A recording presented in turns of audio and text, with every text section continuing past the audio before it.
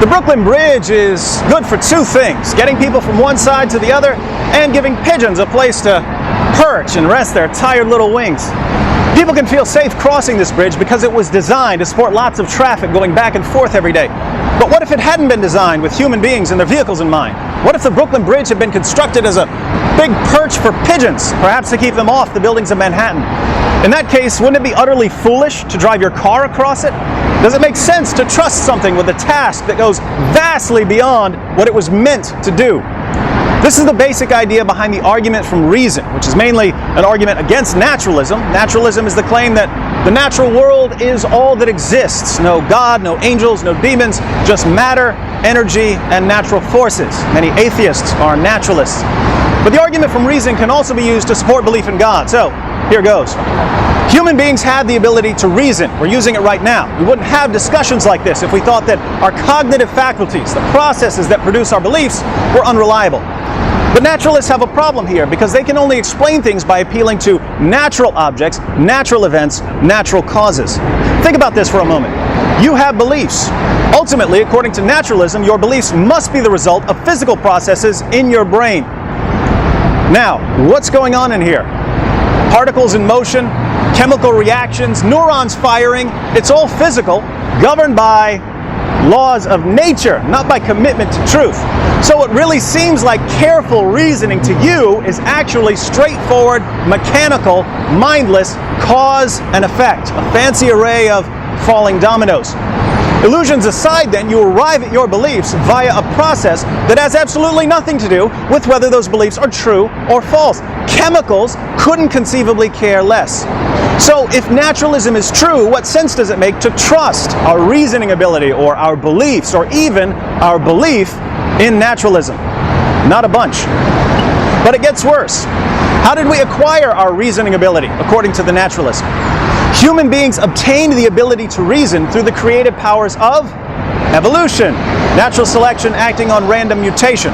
Obviously, the random mutation part isn't going to fill us with a tremendous degree of confidence, so the question is whether we can count on our good friend, natural selection, to sift through all the intellectually deficient mutant traits, leaving us with a reliable belief-forming mutant trait.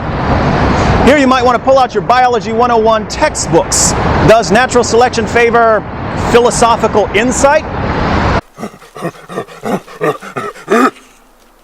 Mathematical skill? Yo, baby, you check out my new calculator?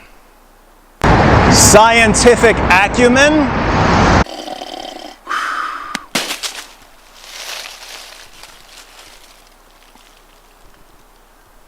Stupid apple! Of course not. Natural selection favors traits that help organisms survive and reproduce. So if human reason evolved, it's either because it helped us survive and reproduce, or it's a complete biological accident. Would this give us any basis for trusting our reasoning ability when we're dealing with questions of theology or philosophy or cosmology? Not at all. At best, we could have some confidence in our cognitive faculties when it comes to finding berries or using a spear against an enemy or doing something to attract a mate. Oopsie, I dropped my calculator. Reason would have been selected because it helped perform these tasks, not because it produced true beliefs. One obvious objection at this point is that reliable cognitive faculties do help organisms survive and reproduce. If you believe that jumping off this bridge will kill you, and I'm convinced that I'm a pigeon and can fly, I'm probably going to die and you're going to live and maybe have children, passing on those smart genes of yours to the next generation. But there are two problems with this response.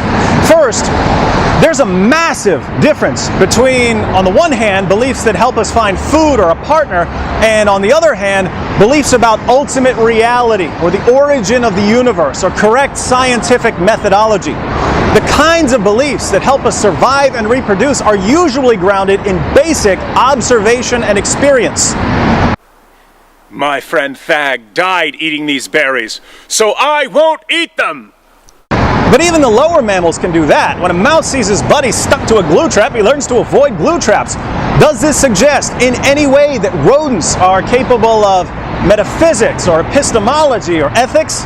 No, even if you had a perfectly reliable belief-forming system in one area, say avoiding mousetraps, that wouldn't be any reason to trust the system in a far more sophisticated area, say avoiding logical fallacies. My friend Thag died committing the fallacy of denying the antecedent, so I won't commit it! Second, when it comes to survival and reproduction, false beliefs can often be just as effective as true beliefs. If you believe that jumping off this bridge will kill you, and I'm convinced that I'm a pigeon who can't fly because my wings have been cursed by the flying spaghetti monster, we both avoid the edge and we both survive. False beliefs can even be helpful in all kinds of situations. If you've got the hots for someone but you're too shy to make a move and the astrology hotline tells you that the position of the planet Venus is just right for love, your false belief in astrology might give you the confidence you need to meet that special someone. Hi, now that your man Thag is out of the way, I'm Dokmar. I'm a Scorpio. Here's the rub. When theists and naturalists argue about the world or morality or God, we enter the argument as if we're on some sort of intellectual neutral ground. Well, we all agree that our cognitive faculties are functioning properly, so let's take it from there and see what we can prove. But things aren't that simple. If naturalism is true, the causes of our reasoning ability are particles in motion, random mutation, and a selection process that favors passing on genetic information, not truth. The process that selected human reasoning ability is the exact same process that gave us the claws of a tiger and the colorful buttocks of a baboon. We wouldn't rely on a big pigeon perch to get us from Manhattan to Brooklyn. Why in the name of common sense would we rely on a mutant physical ability selected by a process that at least occasionally favors multicolored butt cheeks to get us to a correct view of ultimate reality? Why would we rely on reason to get us to true beliefs at all? It wasn't made for that, according to the naturalists. Naturalism, then, doesn't just rule out knowledge of God, it rules out knowledge of pretty much anything. It's not only a threat to belief in spirits, it's also a threat to belief in science. And I have to ask, since you naturalists tell me there's no afterlife, what happens when you commit intellectual suicide?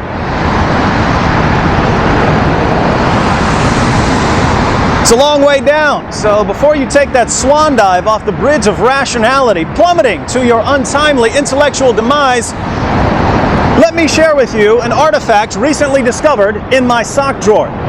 This calculating device dates back to the Paleolithic age and was constructed by early man to add, subtract, multiply, and divide.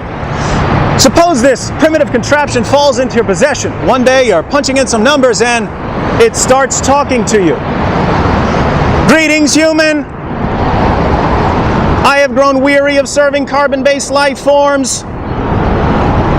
Release me or be destroyed. Wait a minute, I thought you were designed to add, subtract, multiply, and divide. Foolish human. If I were only made for simple arithmetic, I wouldn't be talking to you, but I am talking. LOL. This pocket calculator's right.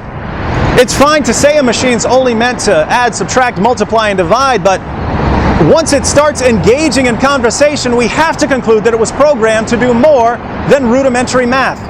Now, wouldn't the same be true of human beings? Naturalists tell us that we're designed by a mindless and incredibly sloppy process to survive and reproduce. Biologist Richard Dawkins calls human beings machines for propagating DNA. Of course, this means that Dawkins, according to his own worldview, is a machine for propagating DNA who's made it his life's quest to convince other machines for propagating DNA that they're only machines for propagating DNA. Like bacteria. Notice that Dawkins finds his work incredibly meaningful. It's good for DNA propagating machines to have true beliefs rather than false beliefs. So we have moral values and a moral law. Dawkins argues for his position. Poorly, but he argues for it, demonstrating his belief in laws of logic, in the mind's access to these laws, and the mind's ability to follow chains of reason. Dawkins appeals to biology to support his case, presupposing our unique ability to self-reflect and to scrutinize our own natures scientifically. The naturalist looks at all of this and says, "Oh, happy accident! Chance hath poured forth her bounty." But we've already seen that this sort of blind faith in naturalism completely undermines any confidence in our human reasoning ability, and therefore undermines any confidence in what reason produces, namely our beliefs, including our belief in naturalism. So if we take naturalism seriously, we can't take naturalism seriously. Behold the incredible self-destructing worldview. There is an alternative, however. Christians believe we are created in the image of God with the ability to learn about everything up to and including our Creator. Does this give us a basis for trusting our reasoning ability? Absolutely. Our cognitive faculties aren't simply the product of natural selection acting on random mutation, and they serve a greater purpose than finding food. In other words, our ability to reason about ourselves and the world and God makes perfect sense on my worldview, but it makes no sense on naturalism. We can continue arguing about the existence of God all day long then, but a little reflection shows that in arguing about anything, we've already come down on the side of theism. Of course, you naturalists are free to suppress the truth. You can continue pretending that your worldview allows things like logical laws or objective moral values or reliable cognitive faculties. You can keep borrowing beliefs and concepts from my worldview that your own worldview just can't support. You can even go on using your mutant berry finding ability to convince yourselves that the natural world is all that exists. But if you really buy that, I've got a lovely bridge I'd like to sell you.